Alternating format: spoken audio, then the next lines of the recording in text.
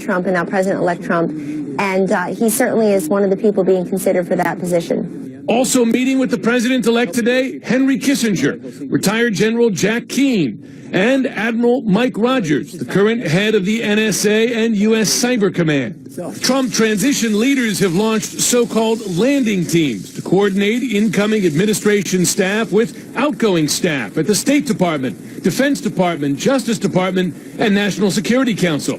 However, all the most senior national security leadership positions remain unfilled. And today the campaign added a new requirement.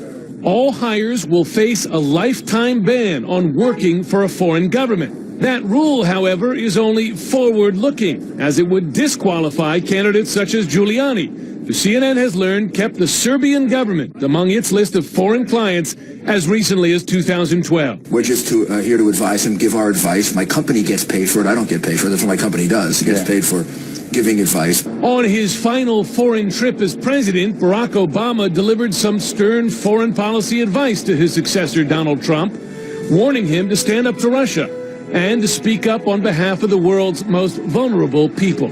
If that voice is absent, or if that voice is divided, we will be living in a meaner, harsher, more troubled world. And we have to remember that. The Trump team's somewhat unconventional contacts with foreign leaders continue. We learned that Australian golfer Greg Norman was the key to linking up his prime minister with Donald Trump, their old golfing buddy relationship, paying off in international relations. Glad you have the number to pass it on. Except the Prime Minister, Jim Sciutto. Thanks.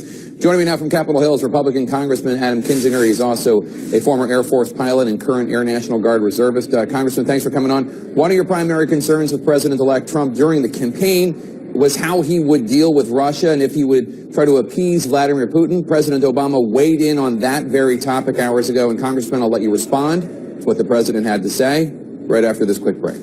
Welcome back to the lead. Congressman Adam Kinzinger is still with me. He's on Capitol Hill. Congressman, listen to what President Obama had to say in Berlin just a few hours ago about how he hopes President-elect Trump will stand up to Vladimir Putin's Russia.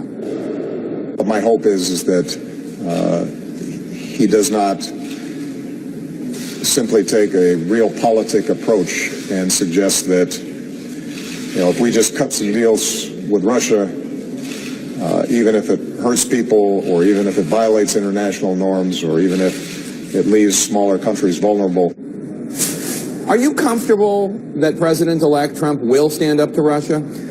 Well, it's remaining to be seen. I've been really very impressed with what I've seen so far. Names floated out of the transition team. Really what I think was the day basically Trump won, the weight of the world, the weight of the presidency coming on to him, and realizing that, this is a big deal. And now getting spun up on these issues, really beginning to understand the threat that Russia poses.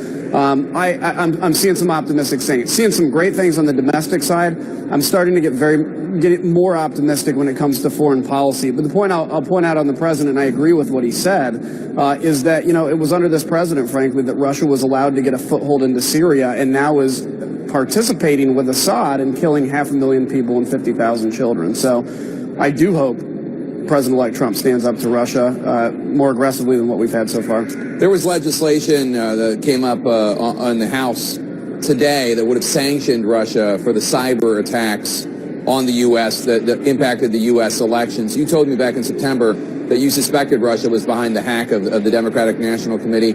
Wouldn't this measure have at least done something to hold Russia accountable for trying to meddle in the election? Oh, sure. Yeah. And I think, going forward, I think we need to still find out, by the way, with every amount of proof we can, if they were in fact behind it, who was associated with that. This is a big deal. This doesn't end with Election Day, but especially going forward, we cannot set a precedence. We're not, an old satellite country of the Soviet Union. We're the United States of America. So to allow any country to come in and try to mess with an election system with information or whatever is a big, serious problem. And so not just that, but you also can get into that, if you find information on somebody, for instance, this is spycraft where somebody can turn them into spies for the state by having embarrassing information. So cyber protection is extremely important. It's something our committee's taken up, but we actually have to move faster because unfortunately technology is moving faster than the works of government in securing it. Listen to National Security Agency Chief Admiral Mike Rogers talking to the Wall Street Journal about the hack of the DNC, saying it was intentional and done by a nation state. Take a listen. There shouldn't be any doubt in anybody's mind. This was not something that was done casually. This was not something that was done by chance. This was not a target that was selected purely arbitrarily. This was a conscious effort by a nation state to attempt to achieve a specific effect. If we find out definitively that it was Russia, what do you think needs to be done? Because you know better than I, okay, it's the DNC and John Podesta targeted this year. Next year, it's the RNC and who knows, Steve Bannon or Reince Priebus. Yeah, so, when it comes to cyber issues, first off, defense is the best offense. So if we can defend that information, that's important. Understand that, what you send out on email can be revealed.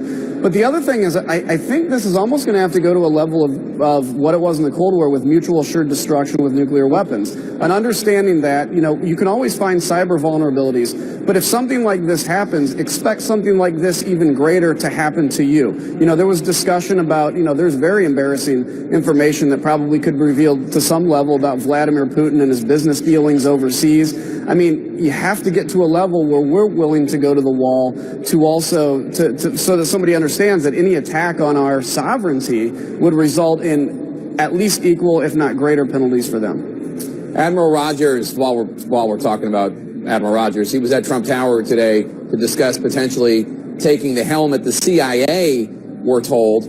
Under President Obama, drone strikes and covert counterterrorism operations were largely shifted from the CIA to the Pentagon, which meant more congressional notification, a measure more of transparency. One would think, and I'm just hypothesizing here, but one would think that installing a military guy at the CIA could signal a shift of those operations back to the CIA, back into the shadows. Would you be comfortable with that?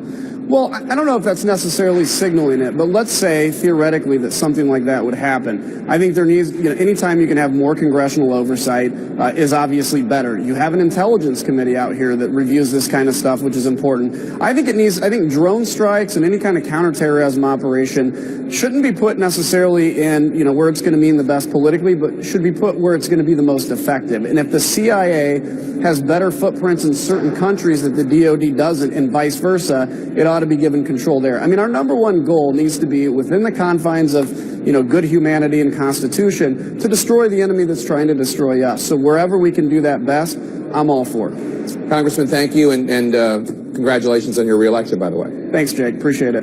The Pope endorsed Donald Trump. No, he didn't. Hillary Clinton sold weapons to ISIS. No, not true. These are just some of the fake news stories filling your Facebook feed, and now even the president is weighing in. That story coming up. Plus, there's a fight brewing on Capitol Hill, and it has nothing to do with Republicans. Who is now worried about keeping her job? Stay with us.